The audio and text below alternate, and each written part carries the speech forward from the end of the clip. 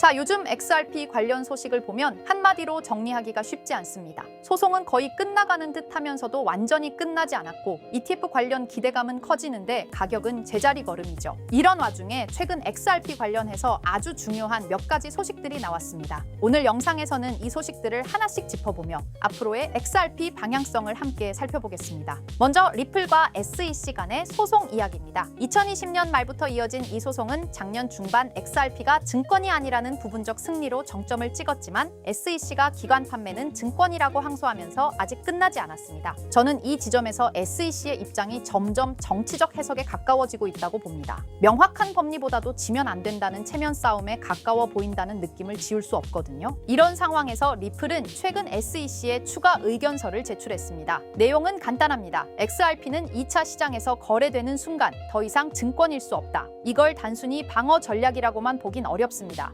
리플은 이 의견서를 통해 우리는 시장을 보호하고 있다는 메시지를 던지고 있는데 이건 사실상 대중과 정치권 모두를 향한 공개 어필이라고 볼 수도 있습니다. 리플은 이를 위해 루이스 코헨의 법률 연구를 인용했습니다. 탈중앙화된 시장에서 거래되는 토큰은 증권이 아니라는 법리 농어인데 실제로 이건 재판부도 받아들였던 내용입니다. 제가 보기엔 이 연구가 향후 미국 암호화폐 규제 프레임의 기초가 될 가능성도 있습니다. 그만큼 리플은 시장보다 한 발 앞서 움직이고 있다는 인상을 주고 있어요. 리플의 이 전략은 SEC 내부의 이견을 활용한 점도 흥미롭습니다. 헤스터 피어스 위원은 SEC 내부에서도 암호화폐의 가장 우호적인 인물인데 리플은 그의 입장을 정면으로 지지하면서 규제 방향성의 변화를 유도하려는 모습입니다. 이건 단순히 소송 대응을 넘어서 일종의 정치적 전략이라고 봐야 합니다. 리플은 토큰이 증권인지 아닌지를 판단하는 기준도 제시했습니다. 보유자가 발행사의 권리를 행사할 수 있느냐, 발행사가 약속을 이행 중이냐, 이 두 가지입니다. 이 기준은 굉장히 실용적입니다. 저는 이런 방식이 향후 SEC도 외면할 수 없는 표준으로 굳어질 가능성이 있다고 봅니다. 추상적인 탈중앙화보다 훨씬 납득이 가니까요. 이 소송은 단순히 XRP만의 문제가 아닙니다. 앞으로 나올 수많은 암호화폐 프로젝트들이 어떤 규제를 받게 될지를 좌우하는 산업 전체의 분수령 같은 사건입니다. 리플이 자신들의 입장만이 아니라 업계 전체를 대표하는 태도를 취하는 이유도 여기에 있습니다. 이건 결국 시장에서 리플이 갖는 상징성을 스스로 증명하는 과정이라고도 볼 수 있겠죠. 두 번째는 XRP 현물 ETF 관련 소식입니다. 위즈덤 트리가 신청한 XRP ETF를 SEC가 정식으로 심사하기 시작했습니다. 과거 같았으면 아예 접수 단계에서 기각됐겠지만 이번엔 심사 테이블에 올랐습니다. 이건 단순한 행정 절차가 아닙니다. 저는 개인적으로 이 순간이 XRP가 제도권 자산으로 인정받는 첫 발자국이라고 생각합니다. ETF가 승인되면 XRP는 투기성 자산이 아니라 투자 가능한 자산으로 재분류됩니다. 그만큼 기관 자금이 유입될 수 있고 시장 접근성도 폭발적으로 올라가죠. JP모건은 승인 시 최대 80억 달러 자금이 들어올 수 있다고 전망했는데 저는 이 숫자 자체보다도 기관이 들어온다는 상징성에 더 큰 의미가 있다고 봅니다. 이게 진짜 판을 바꾸는 요인이라는 거죠. SEC의 심사는 이제 2차 단계까지 진행 중이고 최종 결정은 올해 가을쯤 나올 가능성이 높습니다. 지금은 승인 확정까진 아니지만 가능성이 열려 있다는 것 자체가 시장에는 충분히 긍정적입니다. 저는 ETF 심사는 이제 시기 문제일 뿐 결국에는 통과 쪽으로 흐를 가능성이 크다고 봅니다. XRP 가격에 대해서는 커뮤니티 내 의견이 극단적으로 갈리고 있습니다. 27달러 간다는 주장부터 다시 1달러 아래로 떨어진다는 경고까지 혼재돼 있죠. 저는 현재는 단기적으로 큰 움직임보다는 기다림의 시기라고 봅니다. 하지만 ETF 승인이나 소송 완전 종결 같은 트리거가 나올 경우 시장 반응은 생각보다 훨씬 빠르고 강하게 나올 수도 있습니다. 정리하자면 이번 세 가지 이슈, 소송, ETF, 그리고 가격 전망 모두 XRP의 운명을 결정할 중대한 갈림길입니다. 불확실성은 여전히 존재하지만 동시에 이전보다 희망의 근거는 훨씬 명확해지고 있다는 게 제 판단입니다. 개인적으로는 XRP가 그동안 너무 과소평가돼 있었고 지금은 기회에 가까운 시기라고 봅니다. 여러분도 단기 흐름에 너무 휘둘리기보다는 큰 그림을 보시면서 차분히 기다리는 마음을 갖는 게 중요해 보입니다. 자, 그렇다면 결국 리플이 궁극적으로 추구하고 있는 게 뭘까요? 바로 실물자산 토큰화, RWA입니다.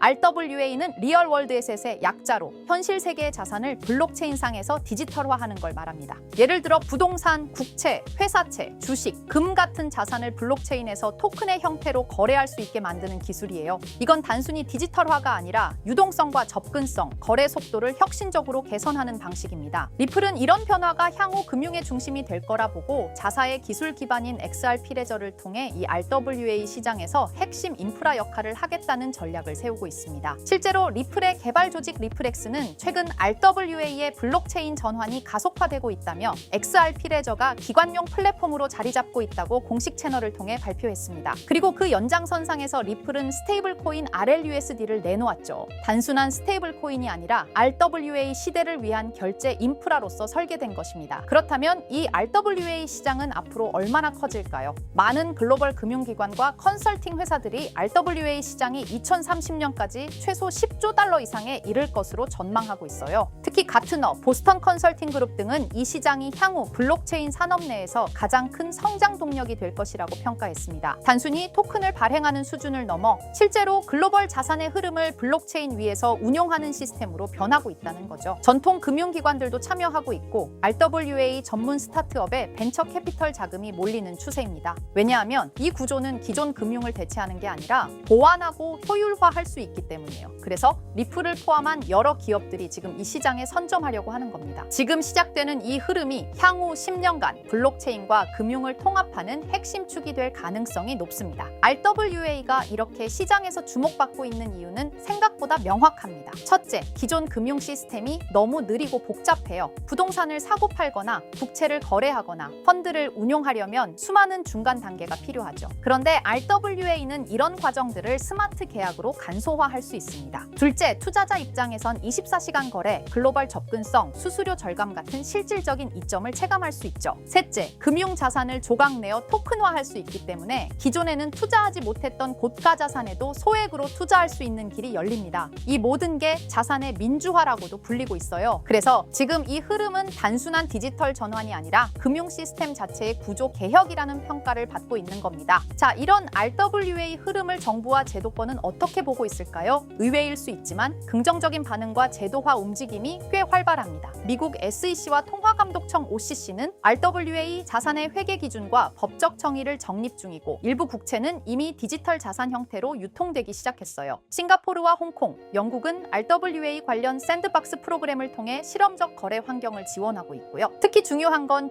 중앙은행들조차 이 시장을 탐색 중이라는 점입니다. CBDC와 RWA를 연계하는 테스트가 실제로 진행되고 있어요. 이는 곧 블록체인 기술이 법정화폐, 정부 자산, 공공채권까지 연결되는 구조로 진화하고 있다는 걸 뜻합니다. RWA는 단순히 민간의 시도에 그치지 않고 국가와 제도권이 인정하는 기술 인프라로 성장 중입니다. 이론만이 아니라 실제로 미국 국채가 블록체인에 올라간 사례도 있습니다. 바로 리플의 XRP 레저를 통해 진행된 건데요. 미국 재무부가 발행한 국채를 실물 자산으로 삼아 이를 토큰화한 구조가 구현된 겁니다. 이걸 통해 기관 투자자들은 XRP 레저 위에서 미국 국채를 보유, 거래, 유통할 수 있게 되었어요. 이건 굉장히 중요한 시사점을 줍니다. 왜냐하면 세계에서 가장 안정적인 자산으로 평가받는 미국 국채조차 블록체인 기반으로 옮겨졌다는 건 기술의 신뢰성과 법적 기반이 이미 어느 정도 충족되었다는 뜻이거든요. 리플은 XRP 레저를 통해 국채 같은 고신뢰 자산의 디지털 거래 인프라를 제공하면서 RWA 시장에서 자신들의 역할을 구체적으로 증명하고 있는 셈입니다.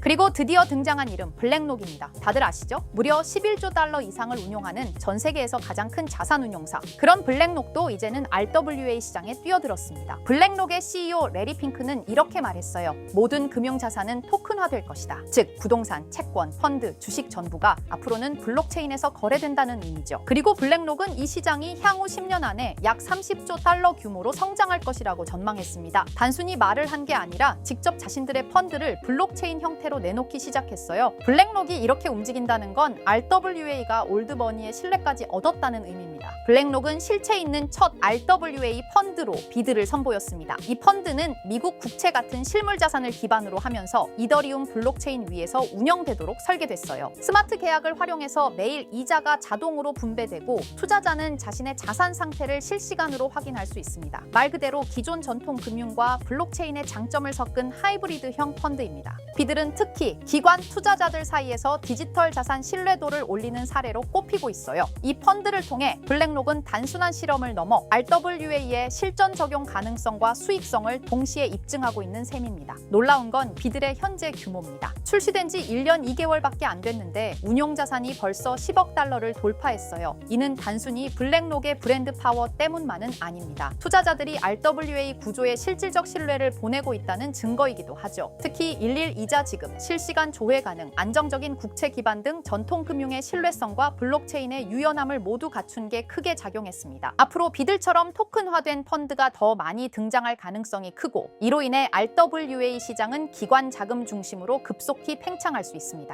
지금 우리는 단순한 테스트가 아니라 거대한 판이 바뀌는 현장을 보고 있는 겁니다. 하지만 이렇게 말씀드려도 이런 반응을 보이실 겁니다. 그래, RWA가 유망한 건 알겠어. 그런데 RWA 테마에 어떤 종목을 봐야 하는데? 당연한 반응이에요. 이미 RWA 섹터 안에는 수많은 프로젝트와 토큰이 있고, 기술력, 파트너십, 실제 운용 자산 규모 등 종목별로 차이가 꽤 크거든요. 단순히 이름만 들어봤다고 투자할 순 없고, 실제로 RWA 생태계에서 실행력 있는 프로젝트를 보는 안목이 필요합니다. 그런데 이런 분석은 쉽지 않죠. 지금 이 순간에도 여러 프로젝트가 제휴 발표를 하거나 블록체인 기반으로 실물 자산을 올리고 있고, 그 흐름을 실시간으로 파악하긴 어렵습니다. 그래서 제가 지금까지 영상을 시청해주고 계시는 구독자 여러분을 위해 준비한 게 있습니다. 바로 블랙록이 아직 공개하지 않은 포트폴리오, 그 안에 들어있는 RWA 섹터의 핵심 종목을 공유해 드리려 합니다. 이 종목들은 단순히 가능성이 아니라 실제로 블랙록 및 기관 투자자들의 자금 흐름과 맞물려 있는 프로젝트들입니다. 그런데 제가 이 정보를 어떻게 알게 되었냐고요? 사실 해외에서 활동 중인 펀드 매니저와 개인적인 친분이 있는데요. 그분이 업계에서 꽤 영향력 있는 사람인데, 최근 블랙록이 주요 고객을 초대한 비공개 회의에 참석했다고 합니다. 블랙록은 아주 간혹 제한된 고객을 대상으로 향후 투자 전략이나 특정 섹터에 대한 포트폴리오를 비공식적으로 공유하는 자리를 마련합니다. 이번 회의도 그런 자리 중 하나였고, 그 안에서 블랙록이 RWA 섹터 관련 포트폴리오 일부를 고객들에게 소개했다고 합니다. 덕분에 저도 이 내용을 간접적으로 들을 수 있었고요. 그 내용을 바탕으로 여러분께 아직 시장에 널리 알려지지 않은 핵심 RWA 종목을 소개해 드릴 수 있게 되었습니다. 자, 바로 이 종목인데요. 블랙록의 포트폴리오에 적혀있던 내용에 따르면 예상 수익률이 무려 1200% 이상이었고요. 이 종목은 유럽계 은행과 실물 자산을 연결하는 토큰화 인프라를 제공하는 프로젝트입니다. 구체적으로는 부동산, 국채, 에너지 크레딧을 블록체인 기반으로 전환하는 기술을 가지고 있어요. 특히 지난해 스위스 정부와 파일럿 테스트 계약을 맺었다는 점에서 기관 신뢰도가 굉장히 높았습니다. 그리고 현재는 미국 내 RWA 법률 규정에 맞춰 토큰 발행 플랫폼을 구축 중이에요. 무엇보다 블랙록이 중장기 포트폴리오의 핵심 비중으로 담았다는 점, 이게 핵심입니다. 제가 해당 종목을 영상에서 바로 공개해드리고 싶지만 이걸 영상에서 공개해버리면 유튜브 가이드라인에 있는 자본시장법을 위반하기 때문에 코인 정보를 부득이하게 가려놓은 점 양해 부탁드립니다. 그래서 종목을 공유받고 싶으신 분들은 지금 화면 상단에 보이는 제 개인 번호 010-2374-4693 이 번호로 정보라고 문자 남겨주세요. 정보라고 문자 남겨주셔야 제가 제 채널 시청자분이신 걸 확인하고 종목을 공유해드리니까요. 꼭 정보라고 문자 남겨주세요. 당연히 종목 드리면서 어떠한 금전 요구도 드리지 않습니다. 여러분은 정보료라 생각하시고 구독과 좋아요만 눌러주셔도 제게 큰 힘이 됩니다. 블랙록은 이 종목의 예상 수익률을 1200% 이상으로 바라봤었는데, 그래도 혹시 모르니 큰 욕심은 내지 말고 일상생활에 지장 없을 정도의 소액으로만 담아보자고요. 1000%만 상승해도 100만 원으로 1000만 원을 만들 수 있는 수익이에요. 만족 못하실 수익은 아니잖아요. 저는 항상 여러분들이 안전하게 투자하셔서 높은 수익을 보셨으면 하는 바람입니다. 문자 주신 분들은 앞으로도 제가 유망한 종목이 있으면 바로바로 공유해 드릴 거니까 천천히 꾸준하게 같이 수익 챙겨보자고요. 자, 오늘 제가 준비한 영상은 여기까지입니다. 다음 영상에는 더 알찬 영상으로 찾아뵙겠습니다. 오늘도 시청해 주셔서 정말 감사합니다.